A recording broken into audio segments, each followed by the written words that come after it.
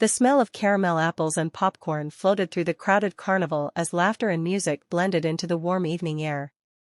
Lantern lights swung gently above the pathways while children ran between game stalls with bright prizes in their hands.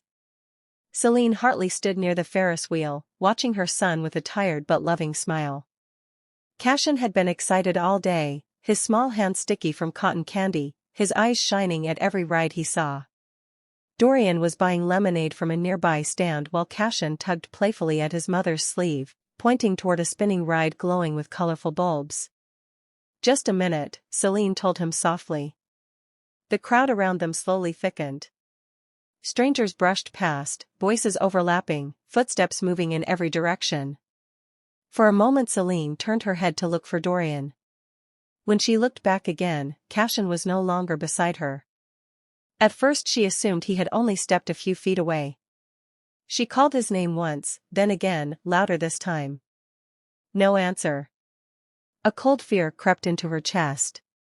Dorian returned with the drinks, but the smile on his face faded the moment he saw Celine's expression. Within minutes they were running through the carnival paths, calling their son's name again and again, while the bright lights around them suddenly felt frightening instead of joyful. Late that same night, far from the bright noise of the carnival, a small boy walked slowly along the side of a quiet highway. The road was dark except for the dim lights of a gas station in the distance. His clothes were dusty, and his eyes were red from crying. He seemed confused, glancing around as if trying to remember where he was supposed to go. Near the gas station, a black car pulled in for fuel. The driver, Alistair Voss, stepped out and immediately noticed the child standing alone near the vending machines. The boy looked exhausted and frightened. Alistair approached him carefully and asked where his parents were. The child hesitated, struggling to answer. His voice was weak and uncertain. The only word he managed to say clearly was a broken name. Cass. Alistair waited patiently, but the boy could not explain anything more. Concerned, Alistair contacted the local authorities. The police questioned the boy and searched missing reports from nearby towns, but no clear match appeared. Days passed with no answers. During that time, Alistair visited the child several times. The boy seemed calmer around him. Eventually, Alistair made a decision that would change both their lives. He began the legal process to give the boy a permanent home and a future he would never have alone. Years passed quietly as the boy grew under Alistair's care. Life in the Voss household was structured and disciplined. Every morning began early, and every task had to be done properly. Alistair believed that success came from patience, learning, and responsibility. Cashin adapted quickly. He worked harder than most students and rarely complained.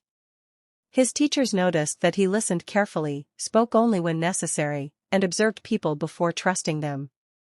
As he grew older, Alistair slowly introduced him to the world of business.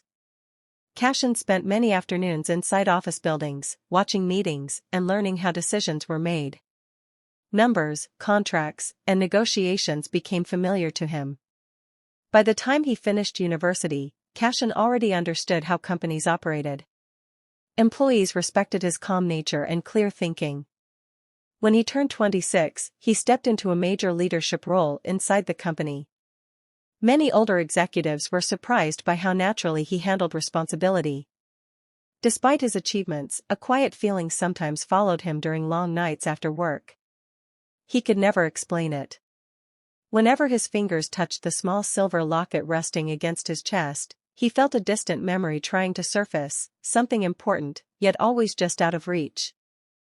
Life after that terrible night never returned to normal for Celine and Dorian. The house that once felt warm and full of laughter slowly became silent. Every room reminded them of the child who had disappeared. Celine kept Cashin's old toys in a small box that she refused to throw away. Dorian tried to stay strong, but the weight of unanswered questions followed him everywhere. Nights were the hardest. Sleep rarely came without memories. As the years passed, their struggles grew heavier. Hospital visits, emotional stress, and the loss of steady work slowly drained their savings. Bills piled up until they could no longer afford to remain in the town where everything had happened. With little choice, they moved to another city and started over from the beginning. The jobs they found were simple but exhausting. Cleaning offices late at night became their daily routine.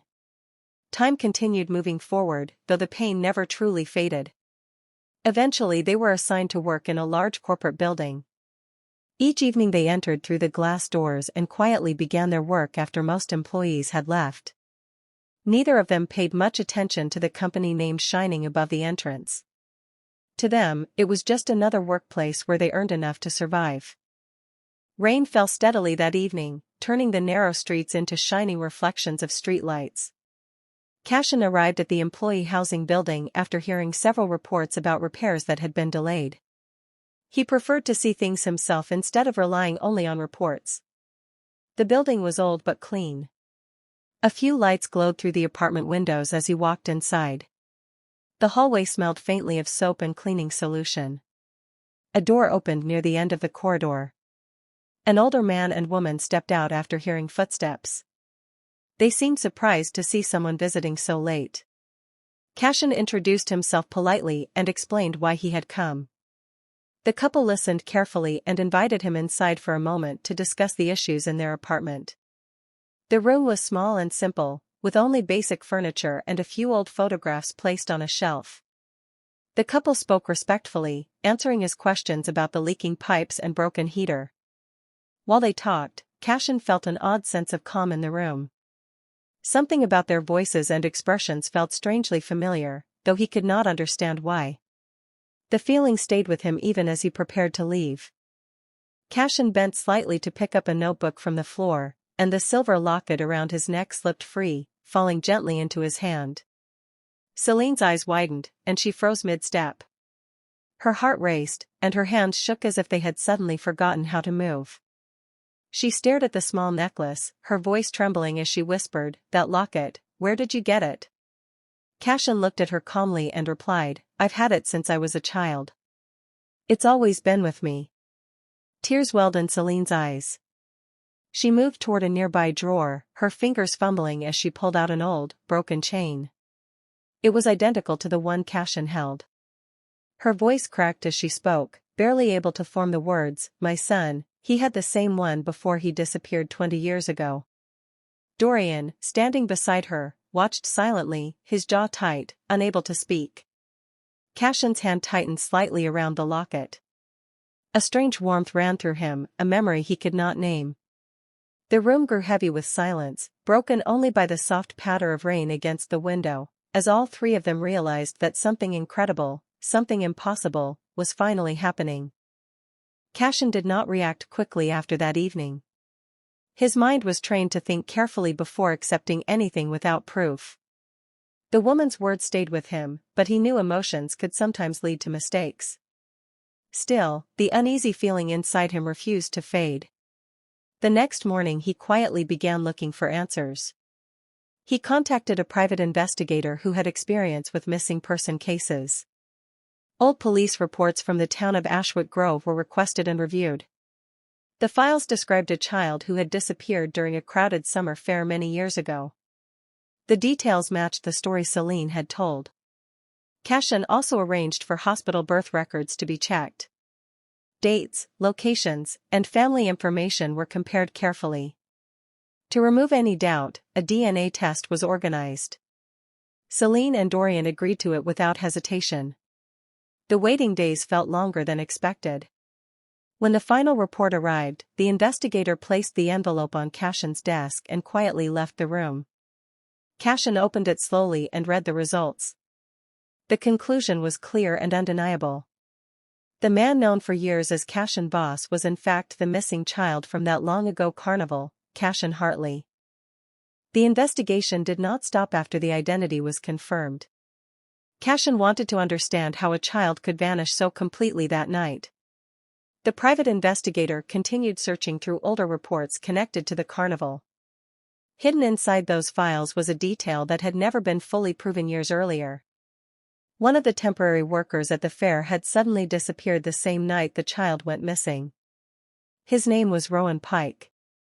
At the time, the police had questioned several workers, but Rowan had already left town before they could speak with him. As the investigator followed older records and witness statements, a disturbing pattern appeared. Rowan Pike had moved through different towns, working short carnival jobs before disappearing again. In some places there had been quiet suspicions about missing children, though nothing had ever been confirmed. The evidence suggested that Cashin had not wandered away by accident that night. Someone had taken him. But something must have gone wrong during the escape. The frightened boy likely broke free and ran until he reached the highway where he was later found. Rowan Pike vanished completely after that summer. For 20 years, the truth stayed hidden in forgotten files, waiting to be discovered. The truth brought both relief and pain. Cashin spent time with Celine and Dorian, slowly learning about the life he had once lived.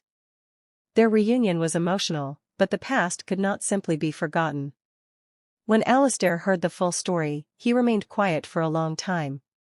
Finally, he admitted something he had never shared before. From the beginning, he had felt that the boy he found might have come from somewhere else, from a family who was still searching. But without any information or reports at the time, there had been nothing he could prove. Cashin listened carefully. He felt no anger toward the man who had raised him. Instead, his thoughts turned toward the person responsible for what had happened years ago. Using the resources available to him, Cashin began supporting investigators who specialized in unresolved cases. Old reports connected to traveling carnivals and missing children were carefully reviewed again. Slowly, hidden connections started to appear. Several crimes that had remained unsolved were finally linked together.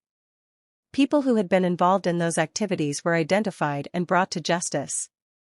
For many families who had spent years without answers, the investigations finally revealed the truth. A calm evening settled over Ashwick Grove as the small fair returned to the same open field it had used for decades. The lights were softer now, and the crowds were smaller than they had been long ago. Cashin walked slowly beside Celine and Dorian through the familiar paths.